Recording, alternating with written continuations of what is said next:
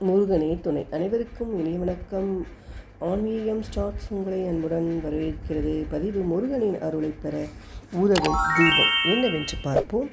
இன்றைய காலத்தில் பலரும் தங்களுடைய இஷ்ட தெய்வமாக நினைத்து வழிபாடு செய்யக்கூடிய தெய்வங்களுள் ஒருவராக திகழ்ந்தவர் தான் முருகப்பெருமான்.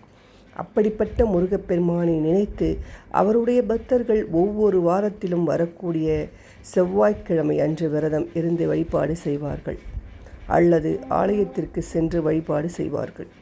அதைப்போல் ஒவ்வொரு மாதத்திலும் வரக்கூடிய வளர்ப்பிறை மற்றும் தேய்பிறை சஷ்டியிலும் விரதம் இருந்து வழிபாடு செய்யும் வழக்கத்தை வைத்திருப்பார்கள்.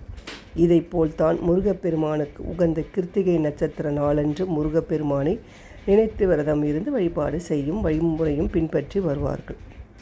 இப்படி முருகப்பெருமானுக்கு உகந்த நாட்களில் முருகப்பெருமானை வழிபாடு செய்வதன் மூலம் அவரின் அருளை பெற முடியும். அந்த வகையில் செவ்வாய்க்கிழமையோடு வரும் நாட்களில் நாம் முருகனை வழிபாடு செய்யும் பொழுது நமக்கு இரட்டிப்பு பலன் கிடைக்கும் என்று கூறலாம்.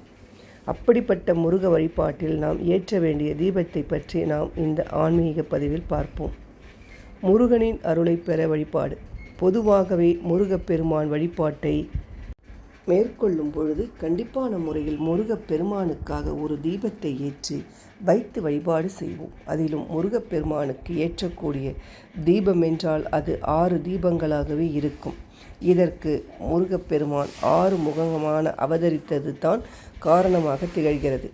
அப்படிப்பட்ட தீபத்தை நாம் ஏற்றும் பொழுது ஒரு எளிமையான தாந்திரீக பரிகாரத்தை செய்தோம் என்றால் கண்டிப்பான முறையில் அந்த தீபத்தை ஏற்றுவதன் பலனால் முருகப்பெருமானின் அருளால் செல்வ வளம் உயரும் என்றே கூறலாம்.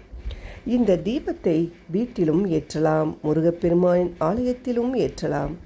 இந்த தீபத்தை மாலை 6 மணிக்கு மேல் ஏற்றுவது என்பது சிறப்பு. ஏனென்றால் மாலை 6 மணிக்கு மேல் 3ஆம் பிறையும் தோன்றும் என்பதால் அந்த நேரத்தில் நாம் தீபம் ஏற்றும் வழிபாடு செய்யும் பொழுது மும்மடங்கு பலனை பெற முடியும். முதலில் இதற்கு ஒரு தாம்பாளத்தை எடுத்து கொள்ளுங்கள். அந்த தாம்பாளத்திற்கு மஞ்சள் குங்குமம் வைத்து கொள்ளுங்கள்.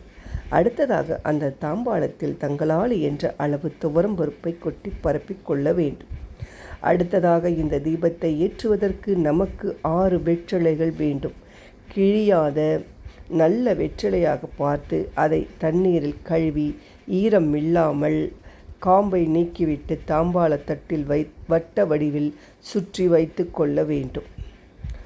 குழைத்து நம்முடைய மோதிர விரலால் ஒவ்வொரு வெற்றிலையின் மீதும் சரவணபவை என்று எழுத வேண்டும். அடுத்ததாக வெற்றிலையின் நுனியிலும் காம்பு பகுதி இருக்கக்கூடிய இடத்திலும் சந்தனம் குங்குமத்தை வைத்து செவ்வரளி மலர்களை அந்த வெற்றிலைக்கு வைக்க வேண்டும். 6 தீபங்கள் ஏற்றும் வழக்கம் இருப்பவர்கள் இந்த 6 வெற்றிலையின் மீதும் தீபத்தை ஏற்றலாம். ஒரு தீபத்தை மட்டும் ஏற்றும் வழக்கம் இருப்பவர்கள் அந்த 6 வெற்றிலைக்கு நடுவில் ஒரு அகல் விளக்கை வைத்து ஏற்றலாம்.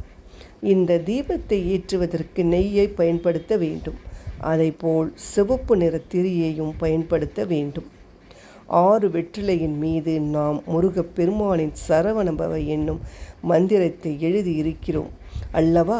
அதற்கு மேல் ₹1 நாணயத்தை வைத்து அந்த நாணயத்திற்கும் சந்தனம் குங்குமம் வைத்து தீபம் ஏற்றினோம் என்றால் நம் வாழ்வில் இதுவரை வந்த பணத்தடைகள் அனைத்தும் நீங்கி செல்வ நிலை உயர ஆரம்பிக்கும். பிறகு முருகப்பெருமானை மனதார நினைத்து கொண்டு முருகப்பெருமானுக்கு தேனை நைவேத்தியமாக வைத்து நமக்கு தெரிந்த முருகப்பெருமானின் மந்திரங்களோ அல்லது கவசத்தையோ பாடி கற்பூர தீப தூப ஆராதனை காட்டி வழிபாட்டை நிறைவு செய்ய வேண்டும். முருகப்பெருமானுக்கு மிகவும் உகந்த நாளான செவ்வாய்க்கிழமையில் இந்த வழிபாட்டை செய்வதன் மூலம் அவரின் அருளை பரிபூரணமாக பெற்று செல்வ செழிப்பில் உயர முடியும் என்ற தகவலை கூறி இந்த பதிவை நிறைவு செய்து கொள்வோம். நன்றி, வணக்கம்.